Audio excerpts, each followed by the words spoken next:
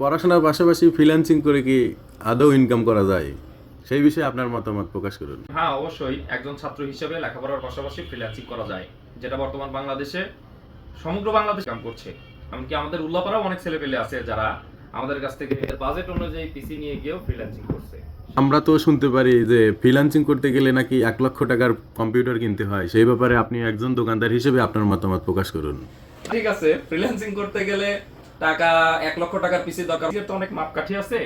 তবে আমি মনে করবো নতুন অবস্থায়, প্রথম অবস্থায় শুরুর দিক থেকে বাজেটের উপর ডিপেন্ড করে। আসলে অনেকের অনেক ধরনের বাজেট হয়। আমার বক্তব্য থাকবে এরকম, মানে আমার প্রাথমিক পর্যায়ে যারা ফ্রিল্যান্সিং করতে চান, তার বেশি বাজেট না করে আমার মনে হয় 25 থেকে 35 হাজার টাকা বাজেট করলে ফ্রিল্যান্সিং আপনারা শুরু করতে পারবেন। তারপরেও যদি আপনার বাজেট আরো ভালো থাকে, বড় বড় যদি কাজ করতে চান, গ্রাফিক্স ডিজাইনের কাজ করতে চান, সেক্ষেত্রে 1-1.5 লাখ টাকা আপনি ইনভেস্ট করতে পারেন।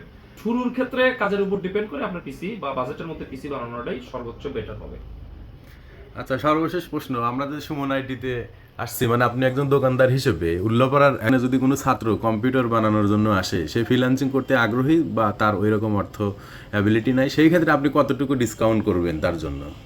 ডিসকাউন্টের ব্যাপারটা তো সর্বোপরি ব্যবসা ঠিক রেখেই ডিসকাউন্টের ব্যাপার থাকে।